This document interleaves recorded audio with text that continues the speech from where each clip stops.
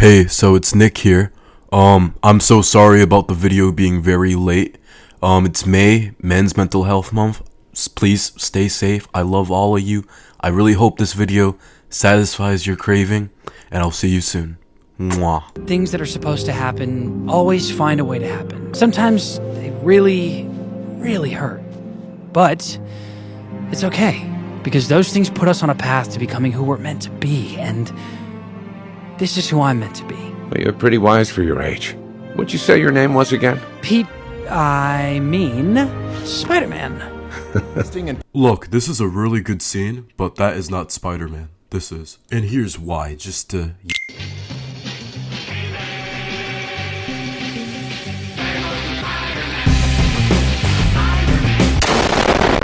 Stoicism, out of all teachings, has undoubtedly stood the test of time. Yup.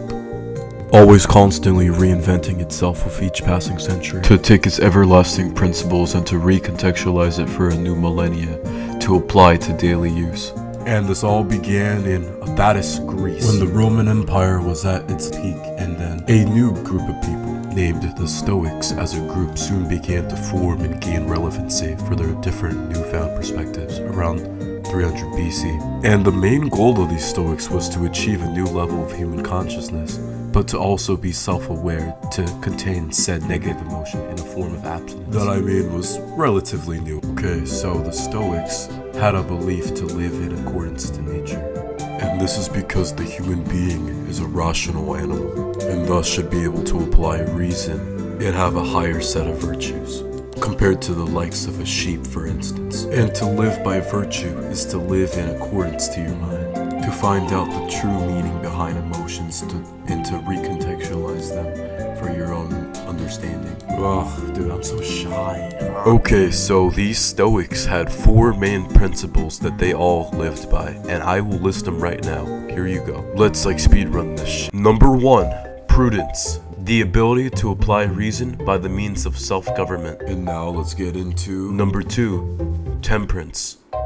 Another word for self-moderation, to volunteer as tribute. Yeah, guys, I'm so funny. Number 3, fortitude, to endure pain with mental resistance. Number 4, fairness. And we will all get right back to these definitions later throughout the video, I promise. One of the main pioneers of his philosophy was none other than Marcus Aurelius, the last of the 5 good emperors of Rome. Well, ancient Rome, same thing. Anywho, leading the empire to be solely remembered for his sheer innovative values and what is seen now as just modern day ethics and principles. Inside his book Meditations, it's a chronicle of private notes on the nature of Stoicism and its practicality as an outlook on life. Okay, so perhaps you may be wondering what this history has anything to do with the creation of Spider-Man. And you are not wrong for pointing it out. Steve Ditko may have been the artist behind Spider-Man in his early years, but there was way more to him that meets the eye than you may expect at first glance. Steve is what you would classify as an objectivist, which is a philosophy that was popularized by Ayn Rand, who explored her views in The Fountainhead in 1943, and her most famous well-known piece, The Atlas Shrugged, in 1957. Just to sum it up for you, she took the basis ideas and principles of Greek philosophers, and she added a subtext of anti-communism that fit the 40s and 50s Red Scare paranoia. Objectivism is a moral code. There is a right course of action, and there is an objective wrong with no moral gray area or room for ambiguity. It's also in a person's moral imperative to uphold this perspective onto the world around you to prevent wrongness to continue and thrive. Permitting the delusion and evil around you is just as distasteful as taking part within it. And where does that sound familiar? You can't just ignore that she's in danger. Hey, I'm trying to focus on what's important. What's important is not standing by and allowing someone to suffer or die because you do nothing. If you don't get that, then you don't get the first thing about being Spider-Man. Hey, that's my money! Kid, Spider-Man, stop him!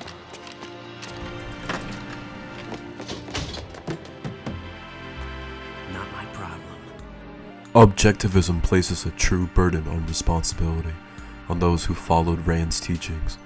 This is also comparable to how Peter blames himself for the indirect death of Uncle Ben, which wasn't directly his fault. It was truly because he permitted evil to take place, and someone else suffered the consequence of said action that he perceives as his own doing.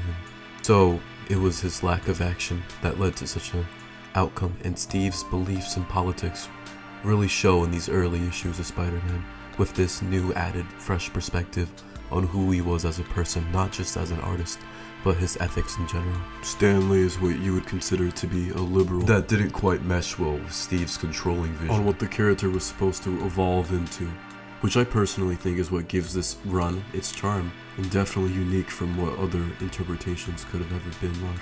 And the unpredictable nature of Peter Parker's character only made him feel more real and genuine as a take on a high schooler that had never been seen up until that point in the Silver Age of comics, and especially in pop culture as a matter of fact. Also, to take this into consideration, Spider-Man was soon to be a cultural phenomenon. He had his own show, toys, and even a Ben Cooper costume, which went out of business decades ago. But who cares? It was mainly Peter Parker's readability that played a huge factor in his success. As the comic strips soon began to skyrocket in sales, Stan's involvement soon began to diminish issue by issue. Spider-Man was a household name, but at what cost? Behind the scenes, it wasn't as amazing as it was glorified to be. The comic making process, that is. Fights over tables ensued, chairs began to be thrown, and ink was just constantly splashing everywhere. And this increased demand for high quality comics at Marvel led to an increased workflow for the fellow artists and writers who worked day and night, slaving away behind their nightlight at their craft. This unintentionally led to the exploitation of credit for countless artists in the industry during this period, and Steve Ditko also fell victim to this trap. Steve Ditko's philosophy reflected the notion that if you were objectively correct, why does external opinion matter in the slightest? If rules exist to be followed, and said standards shouldn't be broken in the first place.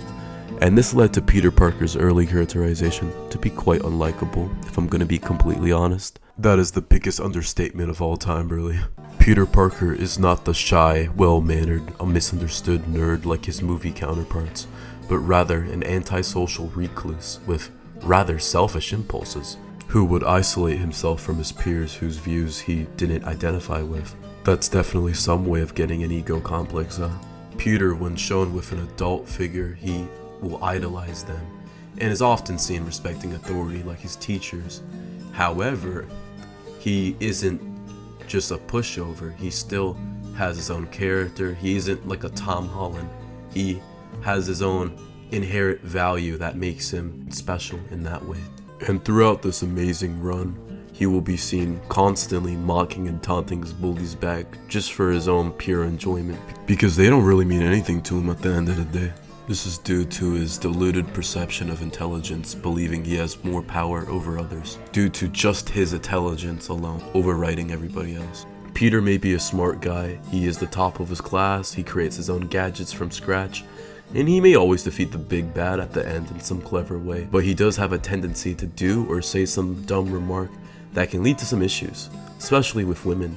In the very first issue, he was considering robbing banks to make money for Aunt May, and he broke into a military airfield, and then he fought the Fantastic Four because he wanted money? What a complete bum. There seems to be a case of duality in Peter's intelligence. He's a smart guy who keeps doing idiotic things, and he oftentimes gets into fights with Flash even, and he just has a moment where he will just punch a wall because of his frustration. Peter is a hothead in these early years of being the wall crawler.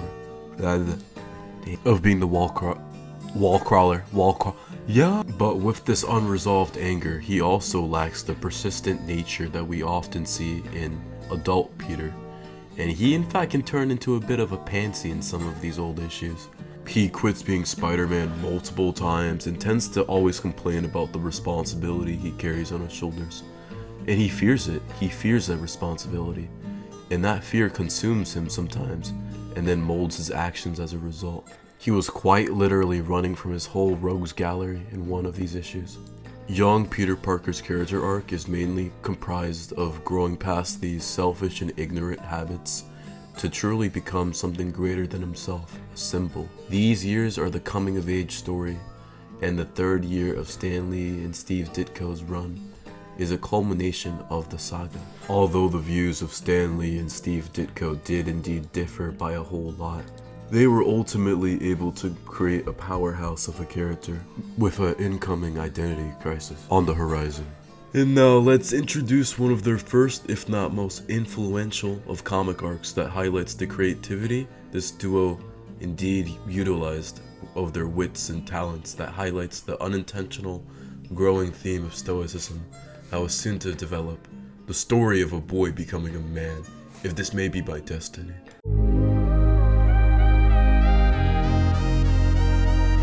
Spider-Man finds himself swinging around, and then he spots a helicopter nearby escaping a local power plant that produces some form of atomic devices with a group of masked men on board. He then decides to jump into action once again and take a swing at the problem with his fist. Darker luck bestowed upon him yet again, he is forced to retreat into the water just in time before he can pass out from the sleeping gas that filled the base of the helicopter. Peter, being unaware of the cargo from the helicopter that dropped right next to him, flees the scene and is on his way to his first year of university. He couldn't miss his orientation day, obviously.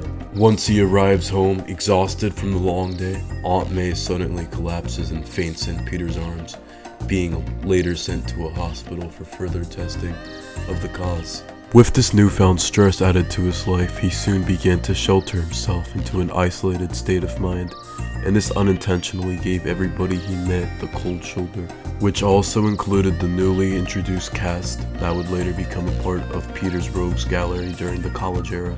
Oh, and drum roll please! Gwen Stacy and Harry Osborn. Harry, who is often portrayed as Peter's best friend from childhood in other media, is just a college freshie here like anybody else, who just so happened to view him horribly, having a real envy towards his college scholarship for whatever reason. Gwen, on the other hand, was far more intrigued rather than anything, as she could tell there was more to him that met the surface that most people won't give him credit for. She is the real star of this issue if you're gonna ask me. She has a very diluted perception of Peter throughout this whole issue, and this is until he brushes her off so unbelievably much to the point where she ultimately gets infuriated. Why, the unnegated nerve of him. Nobody gives Gwen Stacy that brush off that way. That's like just peak voice acting, right? Thank you, thank you. This story may have been another three-parter, but unlike the other arcs that have come before, this story decides to slow things down, like the action for instance, to properly develop upon the drama and stakes to create real tension. This is one of the first stories of Steve Ditko's run that was so massive and drawn out that it just compels you to read every part just to truly understand its artistic integrity as a whole. And these social interactions feel a lot more genuine compared to the petty high school drama that had taken place prior to this issue. This newly discovered medium of drama created a new substance to the world behind Spider-Man, as his drama takes up most of the issue. Getting into the second issue of this continuous story, Man on a Rampage, it is then shockingly revealed that Doc Ock was the real master planner this whole time. I mean, like, that's kind of like an anticlimactic way to start an issue, but I mean, it's still better than nothing. I just love the bold intro, to be honest. We soon discover that May's sickness was due to a blood transfusion from all the way back in issue 10. What a crazy callback. Oh my. And Peter may have indirectly caused the death of Uncle Ben by letting that burglar slip by. But now, it really was going to be his direct action that led to Aunt May's demise if he didn't do anything at that very second. With May's life on the line, Peter is just grief-stricken. He's angry. He's taken back to that night, the night Spider-Man was born. However, this anger does not consume him, but it rather fuels him for the mission ahead.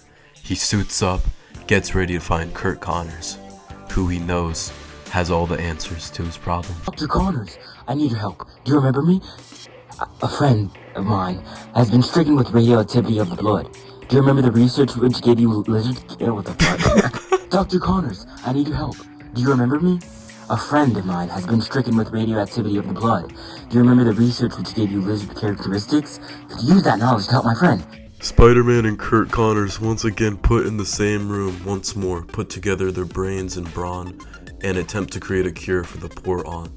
Peter ends up having to give up all his science equipment in order to afford enough money for the final remaining ingredient for this project. Peter as a whole has truly adapted and grown as a character, beginning to show a growth mindset of temperance and prudence, soon to evolve out of his selfish mannerisms into the man he needs to become at this very moment. Going from a boy of impulse banging on a wall when someone wrote an article about him, into a man that will prevent a life from being lost due to his inaction to his own self-serving duties. Now, this may have been a selfless act, but that didn't come without consequence. Doc Ock stole the cure. This sends Peter on a spiral for vengeance. He couldn't let Aunt May's blood be on his hands. He couldn't. He mustn't. Let it end this way. You got the serum? Don't stop your preliminary experimenting. I'll be back with the serum. This time the master planner has gone too far. Wherever he is, whoever he is, I'll get him. I want info on the master planner, and I want it now. I haven't time to waste on you, here. Talk, and talk fast. He first starts smashing up bars and trying to interrogate the criminal underground with just pure brute force until he finds an underwater base, where he then gets captured by none other than Doc Ock himself. However, what Doc Ock didn't realize at first was that Spider-Man was not playing any games around this time. There was no quips or silly one-liners in sight. He was done holding back, and it shows with every swing in this issue has meaning and real intent behind every blow, each connecting with shocking power. Spider-Man is just throwing Doc Ock like it's nothing, as if he's just a rag doll with a bad haircut. And it comes to a point where Doc Ock even makes a comment on it, comparing him to the likes of a tiger, being pushed to his limits with all his might. Spider-Man throws a whole pillar at the Mad Doctor. Then he evades in time as the pillar hits another pillar, leading to the whole room collapsing onto itself. Spider-Man wasn't as lucky, as he gets stuck under all the rubble of machinery as the room starts to flood slowly but surely, with the cure bottle barely out of reach for our dear web-slinger. This is really the cliffhanger. It's a pretty darn good one. Stan and Steve really outdid themselves with this one. Finally, this leads to part 3 of our ongoing saga, the final chapter. The stakes are high. Spider-Man is beaten and battered, covered with unbearable weight on his back. Anything could happen at this moment. With sheer fortitude, he begins to lift higher and higher. His knees weak, arms are heavy, but the memories of Aunt May, and especially Uncle Ben, push him harder than he ever could have dreamed of. One was of the man who died because of his inaction. The other was one who could live because of his willingness to act now. Within my body is the strength of many men, and now I've got to call on all that strength, all the power that I possess. I must prove equal to the task. I must be worthy of that strength, or else I don't deserve it. The crack in the ceiling is growing wider, getting bigger every second. I'll never make it. I can't. No, I don't dare give up now. If I close my eyes, I won't fail you.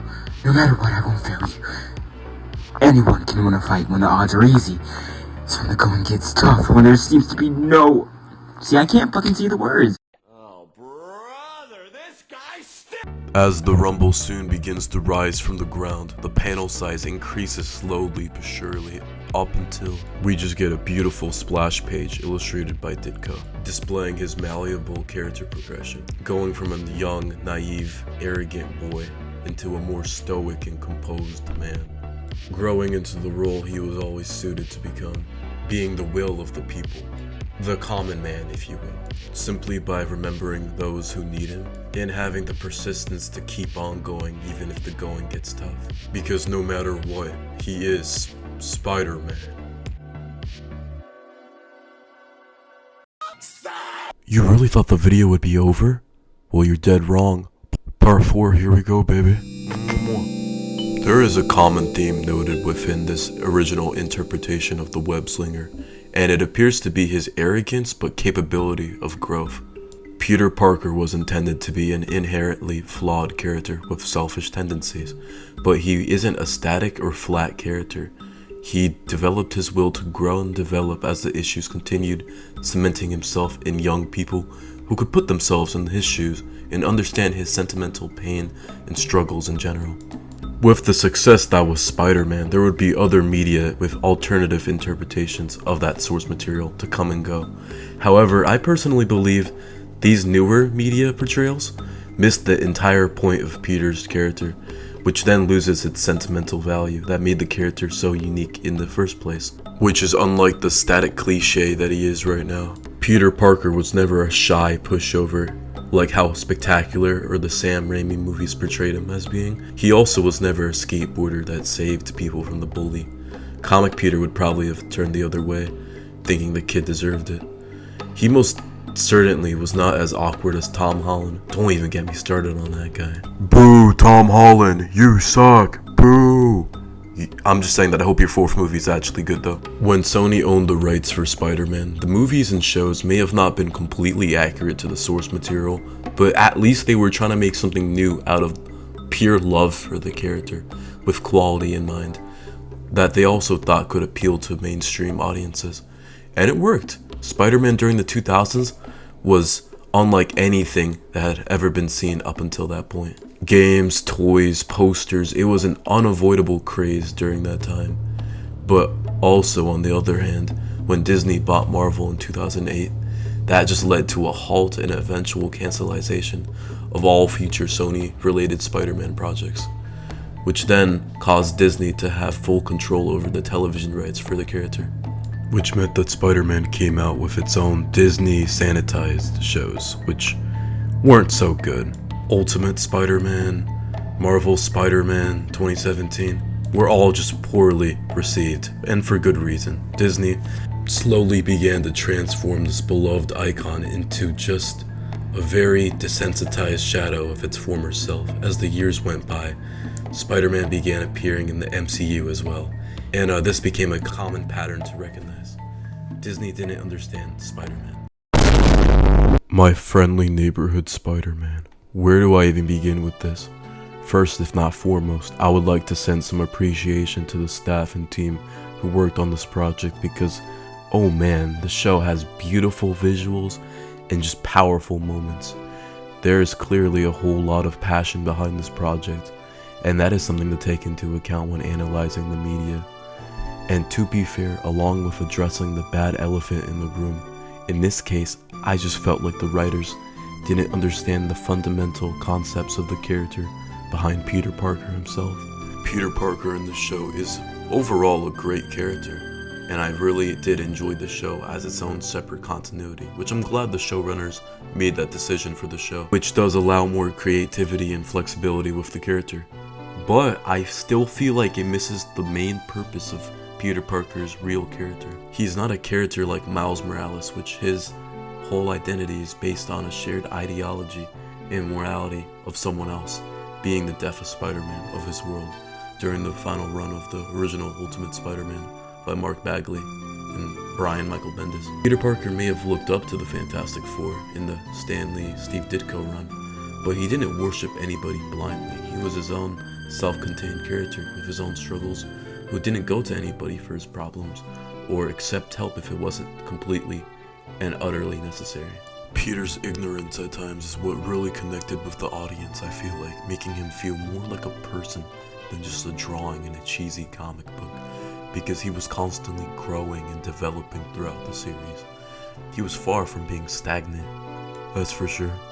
The show, while being a standalone, felt very similar to an MCU movie, which that didn't sit right with me personally, because Tom Holland's Spider-Man films always didn't feel right with me because of how dependent Peter was on the whole cast. He didn't carry the strength that I feel resonated with most of the fans of the character. That resilient Spider-Man is known for, to endure and carry on a good fight. It didn't help that the show's whole aesthetic is supposed to pander to the source material, which were the original Steve Ditko and Stan Lee comics, as a sort of adaptation of the Spider-Man mythos that came before, which then made the sloppiness and mediocrity even more noticeable, and just overall disappointing, really. Peter throughout the show, he is portrayed as this awkward kid with a heart of gold, similar to previous incarnations of the character.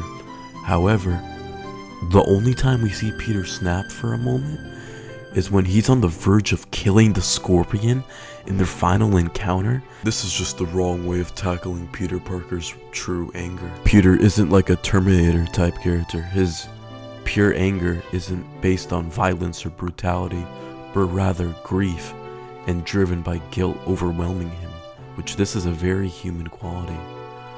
And in this case, this scene isn't even about Peter's own moral dilemmas or inner demons. It's really just the words of Norman Osborn influencing his every action, where then it has to be the tombstone that has to settle him down not to absolutely murder the Scorpion with his own tail. It's just tragic, dude. This show acts like Peter isn't capable of feeling rageful on his own merits or making mistakes without outside manipulation, as if he doesn't have it in him to be truly painfully human. It's just character assassination by definition. All that is truly left over is a knockoff with a sanitized hollow version of a hero that used to have real substance and well-developed depth that was showcased with his underlying struggles and character flaws. So tell me, where is the guilt to be found underneath the surface of all this? Where is the responsibility? Where is the inner struggle that allows the character to be truly compelling and unique? Peter's flaws do not derive from an outside force. They are only reinforced by his own frustration and angst from within. When Uncle Ben dies, it isn't just a horrid event. He was to blame for it. He allowed that burglar to escape due to his own ignorance. And when the man that took out the man who had been like a father figure to him, thus the birth of Spider-Man, begun because something irreversible had taken place. The start of a new era of redemption to make up for past sins. And this is why he isn't like a Superman or Batman type of character. That's why MCU Spider-Man and this current interpretation does not work, because it completely ignores the elements that made Spider-Man so, well, what can you say? Amazing? This show just wears the mask of classic Spider-Man, pretending to act as a tribute of some sort, with fancy aesthetics, with all the right elements that could have just made it great, but without the understanding of the characters of this original storyline, of this world beautifully crafted by Stan Lee and Steve Ditko. It all just comes crashing down, face flat, and at last, it just loses all its charm and the meaning gets lost within time itself. Peter Parker has now been defanged, lost his backbone, but who will heal him up? That's a question for another day. Now, everybody, just please remember, reality is an illusion. Perception's everything. See you next time. Love you.